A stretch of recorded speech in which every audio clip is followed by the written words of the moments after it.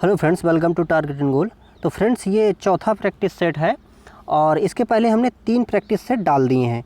जो 3 practice set है वो हमने पूरा मतलब जो सिलेबस है पूरे को कवर किया था। मतलब उसमें से हमने रीजनिंग को छोड़ के बाकी, जिसमें से भाई अपना हिंदी है और जीएस है, यूपी वाला जीएस है, कंप्यूटर है, उसको एक साथ हमने लिया था। अब यहाँ पर हम क्या कर रहे हैं कि इसका एक छोटा छोटा वीडियो जो है यहाँ पर हम बनाने वाले हैं। इससे ये होगा कि थोड़ा सा पढ़ने में भी क्या होगा कि आसानी चीज़ें होंगी। तो चलिए देखिए, यहाँ पर क्या है कि पहला जो प्रश्न है इसको देखते हैं। तो हिंदी वाला सेक्शन हम देख रहे हैं और देखिए 30 क्वेश्चन इसमें आने हैं और हम इसको लगभग 30 मिनट या उससे जल्दी के टाइम में क्या करेंगे कि पूरा कर लेंगे। तो देखिए, पहला इसमें से प्रश्न है कि ओष्ठ वर्ड किस विकल्प में है। तो यहाँ पर विकल्प 4 दिए गए हैं, उसमें बताना है कि ओष्ठ मतलब ओठ से बोले जाने जो वर्ण हैं वो किस में से दिए गए हैं। ऑप्शन 1 देखिए, इसमें दिया है का खा गा घा। बी ऑप्शन दिया है कि छोटा आ छोटी ई ऋषि और विसर्ग। सी ऑप्शन में दिया है पा फा बा भा। और अगला देखिए यहाँ पर दिया है ता था दा धा। और इसके बाद में उपरयुक्त में से कोई नहीं, अगला इसमें से ऑप्शन दिया है। देखिए, तो इसमें से जो ओठ से बोले जाने वाले शब्द होते हैं वो कौन होते हैं? पा फा बा भा, यानी कि अपना बी सी जो विकल्प है यहाँ पर सही होगा।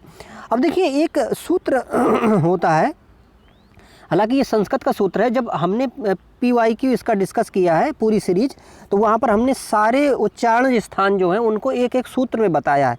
तो एक सूत्र हमने वहाँ पर ये डिस्कस किया था। क्या डिस्कस किया था? ऊ पू, और यहाँ पर हमने डिस्कस किया था ऊ पू पद्मनीया नाम और ओष्ठ। इसका मतलब ये था कि ऊ मतलब ऊ छोटा ऊ या बड़ा ऊ, और पू का मतलब पा वर्ग, ठीक है। और एक पद्मिनीय नाम जो होता है ये संस्कृत में होता है, हिंदी में नहीं होता है। तो ये जो होते हैं ओष्ठ से बोले जाते हैं। तो देखिए, पा वर्ग का मतलब है कि पाफा बाभा, ठीक है, पाफा बाभा माँ। और यहाँ पर एक जो ऊ है, छोटा ऊ या बड़ा ऊ, ये भी कहाँ है कि ओष्ठ से बोले जाते हैं। अगला प्रश्न देखिए, भाषा की सार्थक लघुत्तम इकाई किसे माना जाता है? ऑप्शन है देखिए शब्द, दूसरा ऑप्शन है वर्ण, तीसरा अर्थ और चौथा मात्रा, और फिर है उपरयुक्त में से कोई नहीं। तो भाषा की सार्थक लघुत्तम इकाई जो होती है वो क्या होती है? शब्द, अर्थात ये ए विकल्प जो है यहाँ पर सही है। देखिए, वैसे जो अगर हम बात करें कि भाई भाषा की सबसे लघुत्तम इकाई क्या होती है, तो होती है ध्वनि, ठीक है। क्या होती है? ध्वनि। ध्वनि को ही हम यहाँ पर क्या कहेंगे कि अक्षर कहेंगे। तो देखिए, जब ध्वनि कहेंगे, लेकिन क्या होता है कि यहाँ पर बात कर रहा है सार्थक के लिए।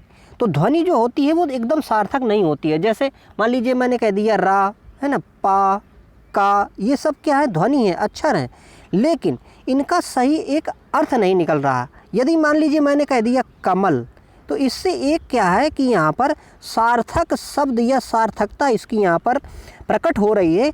कमल से हमें पता चल रहा है कि भाई कमल जो पुष्प है उसकी बात यहाँ पर की जा रही है। तो यहाँ पर जब प्रश्न पूछे सार्थक लघुत्तम इकाई, तो हम लगाएंगे यहाँ पर शब्द। यदि ये पूछ लेता कि लघुत्तम इकाई मात्र बताना है, तो वहाँ पर हम वर्ण होता या फिर ध्वनि होता। अगर ऐसा कुछ ऑप्शन होता तो उसको यहाँ पर टिक करते, ठीक है। अगला देखिए प्रश्न है, अर्धविराम चिन्ह कहाँ लगाया जाता है? ऑप्शन है देखिए उद्धरण चिन्ह के पहले, दूसरा विकल्प है यहाँ पर जहाँ अल्प विराम की अपेक्षा थोड़ा कम रुकना हो, तीसरा है जहाँ कोई निर्देश देना हो, चौथा है जहाँ अल्प विराम की अपेक्षा थोड़ा अधिक रुकना हो, या फिर इनमें से कोई नहीं। तो देखिए, अर्धविराम वहाँ लगाया जाता है जहाँ हमें अल्प विराम की अपेक्षा थोड़ा ज़्यादा रुकना होता है। तो विरामों में देखिए 3 तरह के विराम होते हैं। 3 तरह के विराम में कौन कौन से हैं? देखिए, एक होता है यहाँ पर हमारा अल्प विराम, एक होता है अर्ध विराम, और एक होता है पूर्ण विराम। तो देखिए, जो अल्प विराम है जिसको हम यहाँ पर कहते हैं कॉमा, तो कॉमा जो होता है ये जब हमें बहुत ही थोड़ी रुकना होता है, जैसे कोई हम सेंटेंस पढ़ रहे हैं लेकिन वहाँ पर हमें थोड़ा सा रुकना है, तो उसको हम कहेंगे अल्प विराम। वहाँ पर अल्प विराम लगाया जाएगा, क्योंकि अल्प का मतलब ये थोड़ा, लेकिन कहता अर्ध विराम। तो अर्ध विराम का ये मतलब हुआ कि अगर पूरे विराम के हिसाब से देखें, तो अगर पूरा विराम मान लीजिए हम 2 सेकंड का ले रहे हैं, तो अर्ध विराम क्या होगा? 1 सेकंड होगा। वहीं पर अगर अल्प विराम की बात करते तो वो 1 सेकंड से भी कम टाइम का होगा। ये एक एग्जाम्पल के रूप में है। तो इस प्रकार से देखिए, कॉमा मतलब अल्प विराम, ये यहाँ पर सेमी कॉलन लगाया जाता है, ठीक है, सेमी कॉलन बोलते हैं इसको अंग्रेजी में। तो ये जो होता है ये होता है देखिए अपना अर्धविराम, और ये पूर्ण विराम तो आप जानते ही हैं कि इस तरह से लगाया जाता है। तो वाक्य में जब पूरा वाक्य हो जाता है तब यहाँ पर पूर्ण विराम लगाते हैं, ठीक है। अगला प्रश्न देखिए, तो यहाँ पर हमारा कौन सा विकल्प, डी विकल्प यहाँ पर सही था। अगला देखिए, निम्नलिखित दोनों वाक्यों की संपूर्ण शुद्धता के विषय में कौन सा विकल्प सही है। मतलब यहाँ दो वाक्य दिए गए हैं और इन दोनों वाक्यों के बारे में दिए गए विकल्पों में से कौन सा विकल्प जो है सही है वो हमें बताना है। तो यहाँ पर देखिए वाक्य पढ़ लेते हैं। पहला वाक्य दिया है, हमको हमारे पूजनीय महानुभावों का सदा सम्मान करना चाहिए, और दूसरा यहाँ पर दिया गया है कथन, उसे मृत्युदंड की सज़ा दी जानी चाहिए। अब यहाँ पर देखिए विकल्प 4 दिए गए हैं कि भाई कौन सा यहाँ विकल्प ठीक है। तो देखिए विकल्प 1 पढ़िए, द्वितीय वाक्य पूर्णतः शुद्ध है और प्रथम वाक्य अशुद्ध है। दूसरा विकल्प कह रहा है दोनों ही वाक्य अशुद्ध हैं। फिर तीसरा विकल्प कह रहा है कि प्रथम वाक्य पूर्णतः शुद्ध है और द्वितीय वाक्य अशुद्ध है। चौथा विकल्प कह रहा है दोनों ही वाक्य पूर्णतः शुद्ध हैं, और यहाँ पांचवा विकल्प कह रहा है कि भाई इनमें से कोई नहीं। तो देखिए इसमें से क्या सही है, इसमें से ये सही है कि ये दोनों ही वाक्य जो हैं अशुद्ध हैं।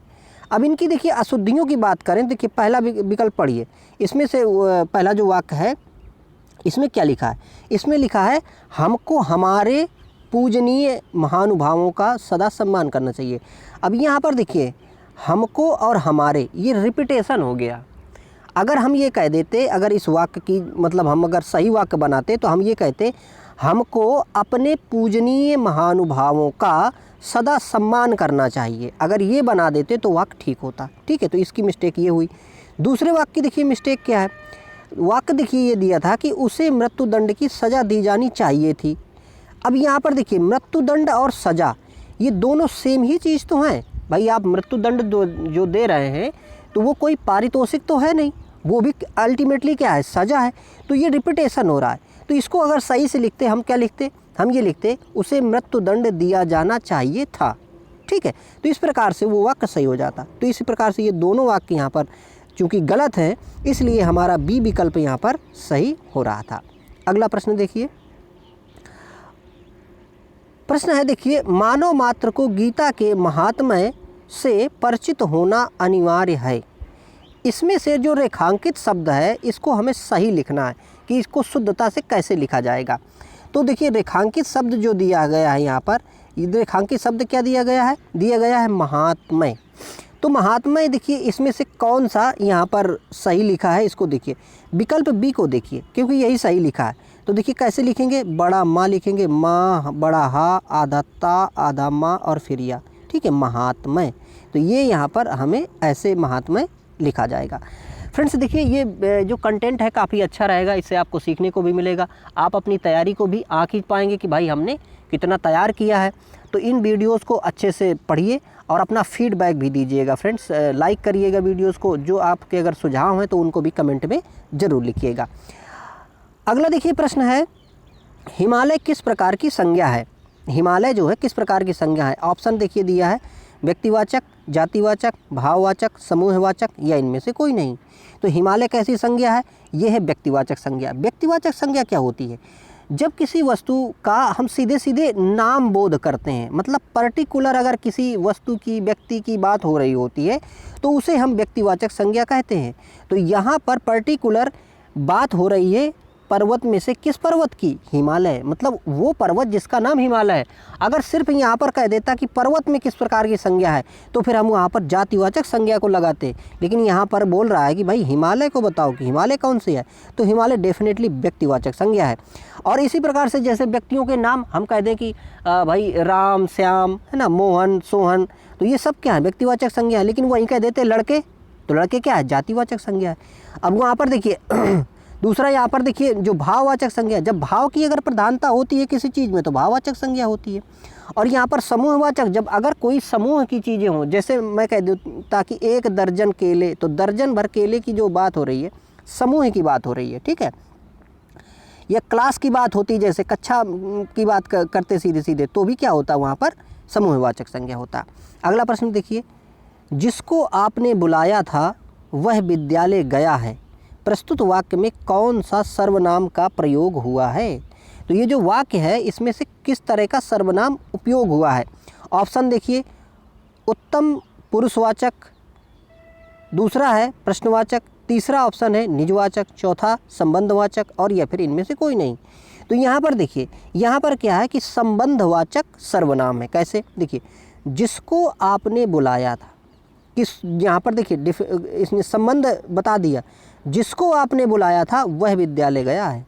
तो यहाँ पर संबंध हमने, कौन विद्यालय गया है? जिसको आपने बुलाया था। तो ये संबंधवाचक यहाँ पर सर्वनाम इंडिकेट कर रहा है। अगला प्रश्न देखिए क्या है। अगला प्रश्न कह रहा है कि 1 लीटर दूध दो, इस वाक्य में प्रयुक्त विशेषण भेद क्या है? मतलब ये जो वाक्य है इसमें से किस तरह का विशेषण जो है प्रयोग किया गया है? ऑप्शन दिए हैं देखिए, सार्वनामिक, दूसरा है यहाँ पर परिमाणवाचक, तीसरा है संख्यावाचक, चौथा है गुणवाचक, और फिर पांचवा इनमें से कोई नहीं। तो यहाँ पर देखिए, 1 लीटर दूध दो, इसमें कौन सा विशेषण है? ये है परिमाणवाचक। अब देखिए, परिमाणवाचक विशेषण भी जो होता है फ्रेंड्स, 2 तरह का होता है। एक तो होता है निश्चित परिमाणवाचक और एक होता है अनिश्चित परिमाणवाचक। तो यहाँ पर देखिए बात जो है कह रहा है 1 लीटर दूध की, तो 1 लीटर चूँकि क्वांटिटी उसने निर्धारित कर दी है, तो ऐसी स्थिति में क्या होगा, यहाँ पर अगर ये दिया होता निश्चित परिमाणवाचक तो ये और भी बढ़िया से हम कहते कि हाँ निश्चित परिमाणवाचक है। लेकिन यहीं अगर मान लीजिए ये कह देता कि थोड़ा सा दूध ले आओ, तो थोड़ा सा कितना हमने निश्चित नहीं किया, तो ऐसे में अनिश्चित परिमाणवाचक होता है। ठीक है, तो ये भी हमने इसके 2 टाइप जाने कि जो परिमाणवाचक होता है, परिमाणवाचक जो विशेषण है वो भी 2 तरह का हो सकता है। ठीक है, अगला प्रश्न देखिए। अगला प्रश्न देखिए कि नाम धातु क्रिया का प्रयोग किस वाक्य में किया गया है?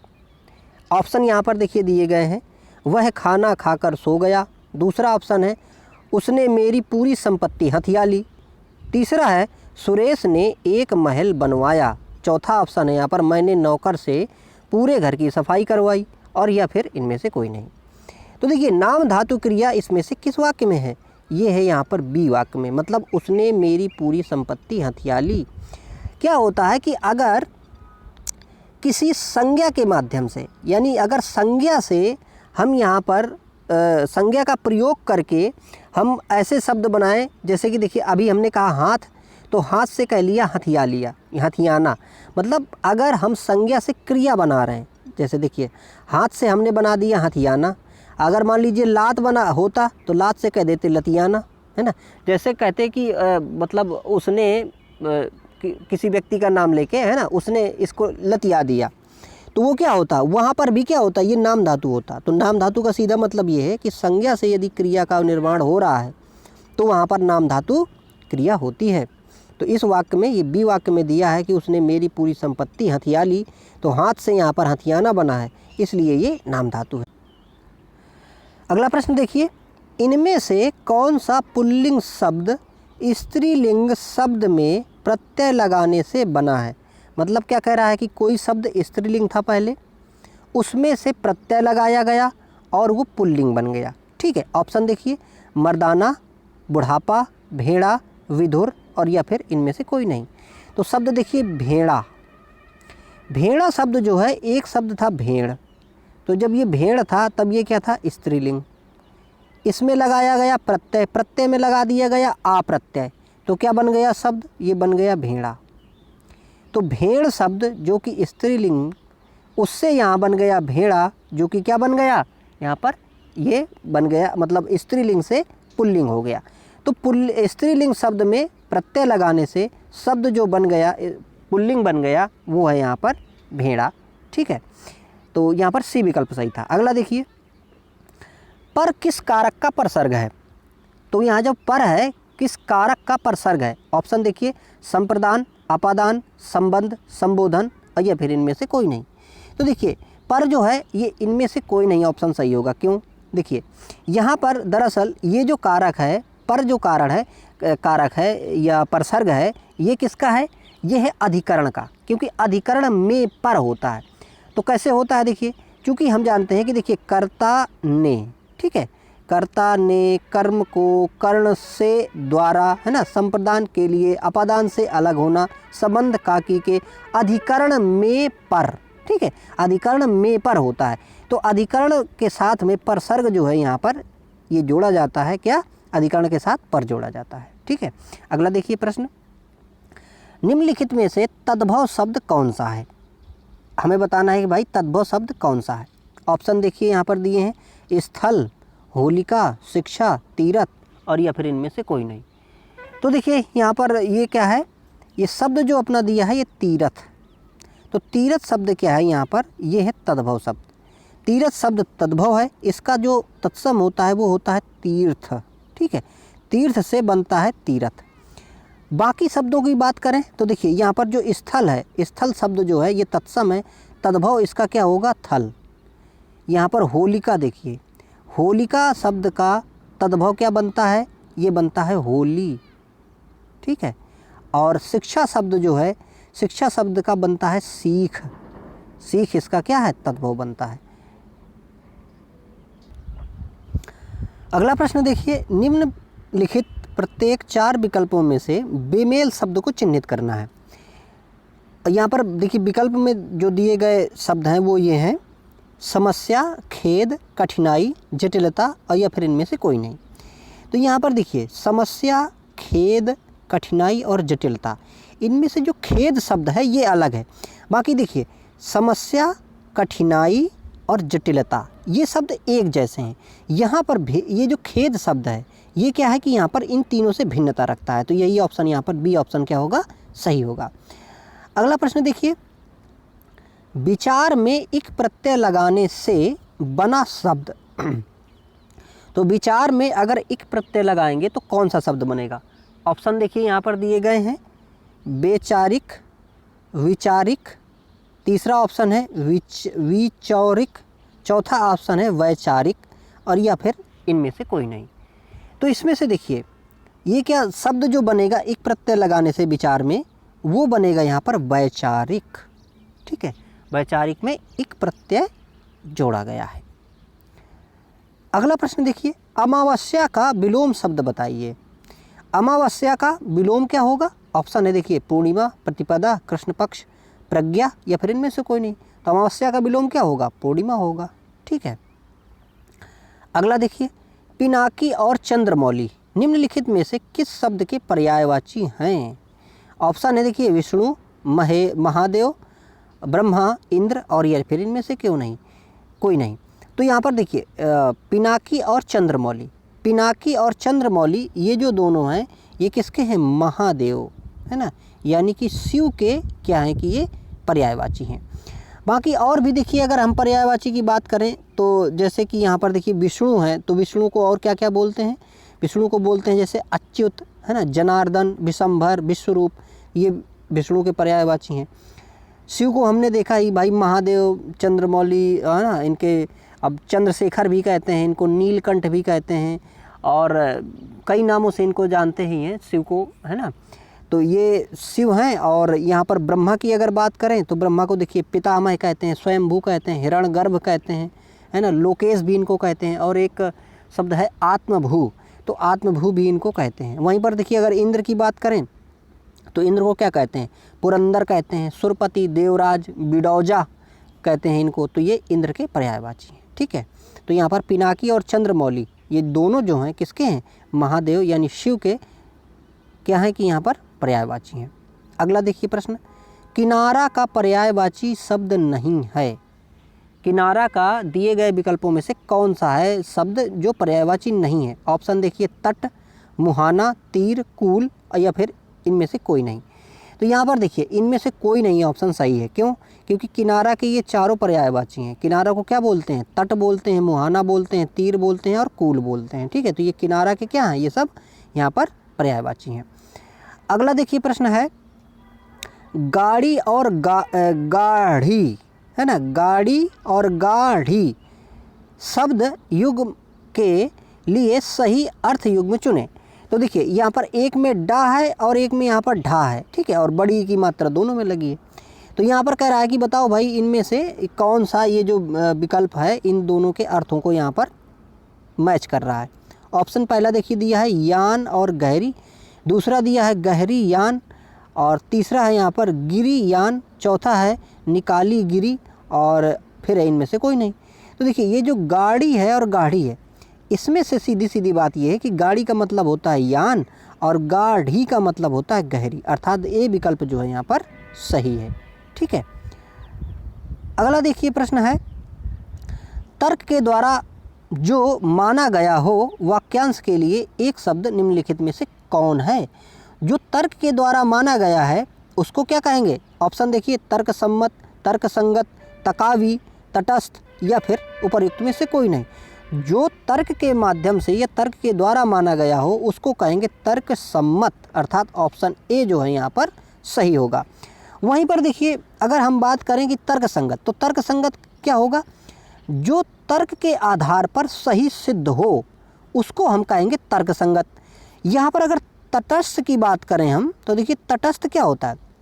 तटस्थ का मतलब किसी भी पक्ष का समर्थन न करने वाला, उसको हम कहेंगे तटस्थ। तकावी एक शब्द आया है, देखिए तकावी क्या होता है? किसानों को सरकार द्वारा दिया जाने वाला जो ऋण होता है, अग्रिम जो होता है, अग्रिम जो ऋण होता है उसको हम यहाँ पर तकावी नाम से जानते हैं। अगला प्रश्न देखिए, प्रश्न है तथैव का सही संधि विच्छेद है।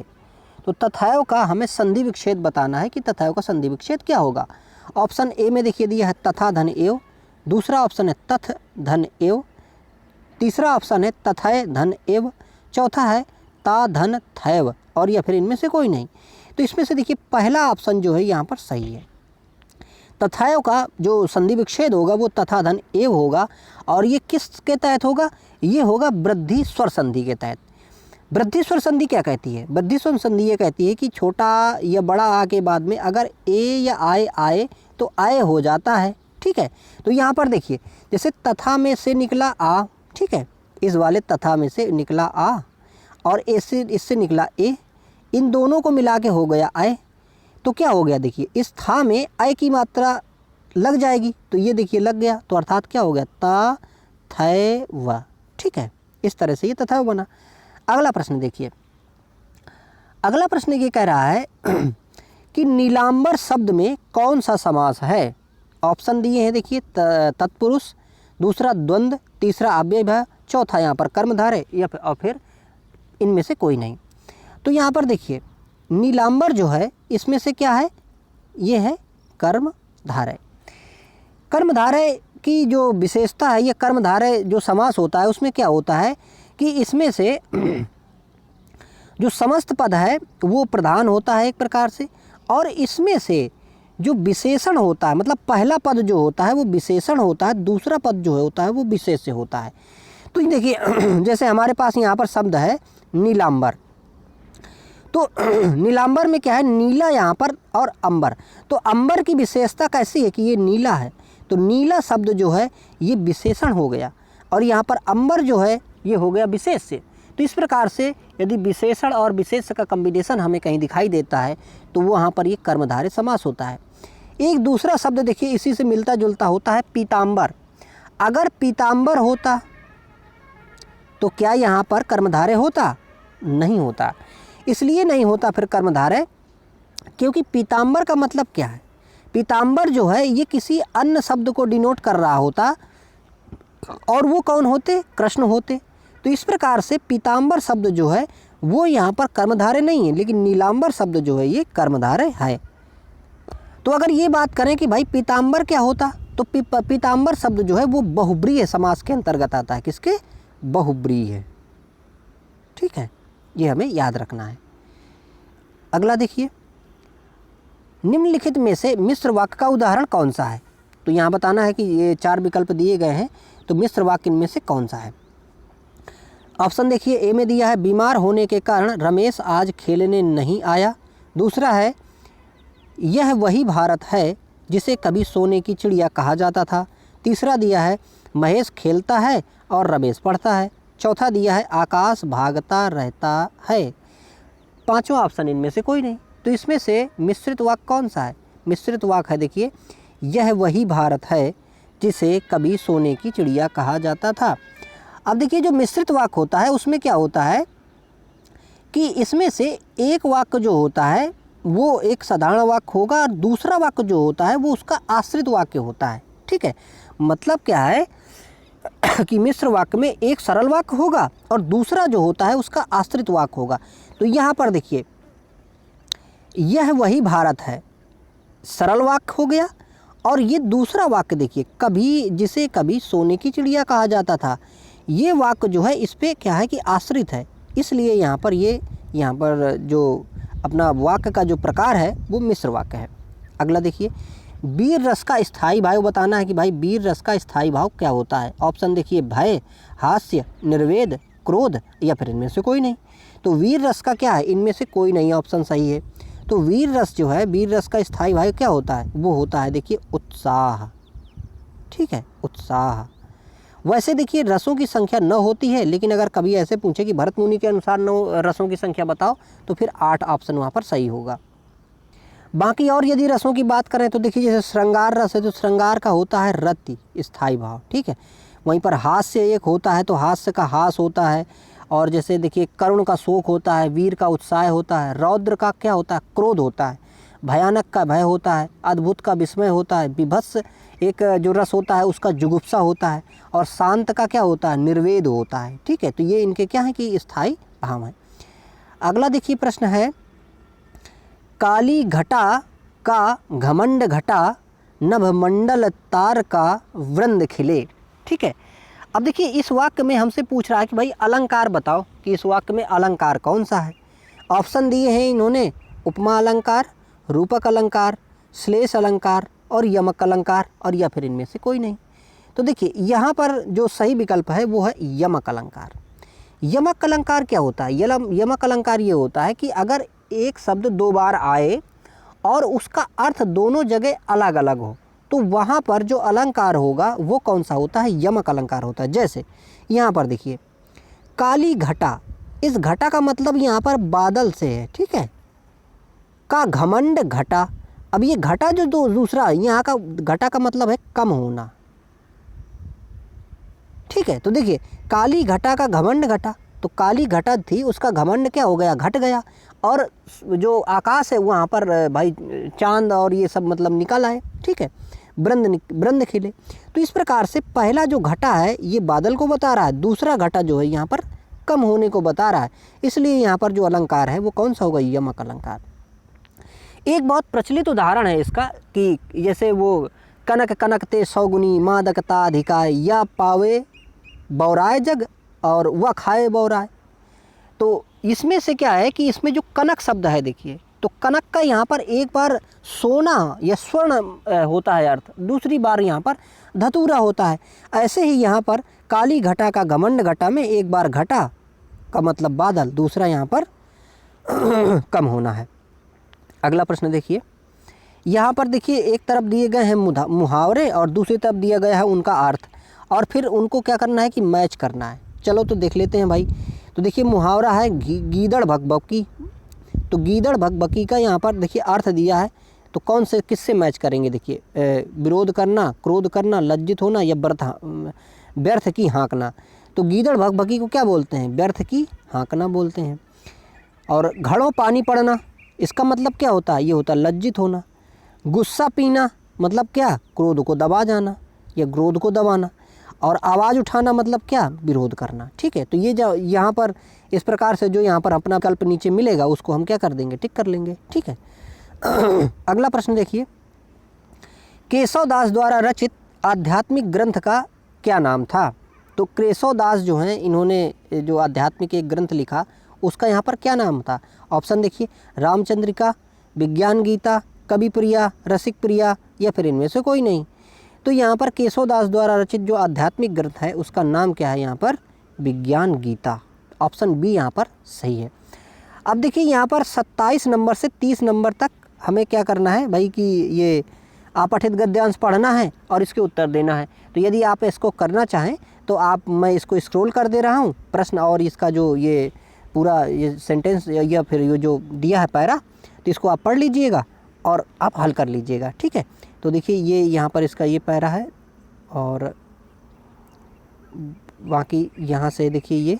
ठीक है, क्योंकि ये देखिए टाइम ज़्यादा ले जाएगा, इसलिए मैं ये आपको यहाँ पर स्क्रॉल करके और ऐसे, ताकि वीडियोज़ आपको आसानी रहे पढ़ने में और जो काम की चीज़ है वो आपको बहुत ही अच्छे से मिल सके। ठीक है, तो ये देखिए इसके प्रश्न 27वां प्रश्न है, ये इसका 28वां प्रश्न है, ये इसका 29वां प्रश्न है और आगे ये इसका 30वां प्रश्न है। ठीक है, तो उसके विकल्प जो हैं यहाँ पर ये 30वें प्रश्न के ये दिए हैं।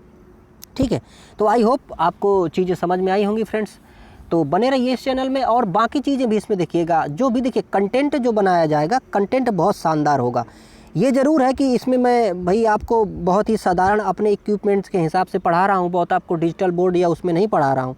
लेकिन चूँकि मैंने खुद एग्ज़ाम जो है क्रैक किया है 1262 के पद के लिए जो जूनियर असिस्टेंट का निकला था, तो मैं उसी हिसाब से आपको पढ़ा रहा हूँ। Thank you for watching.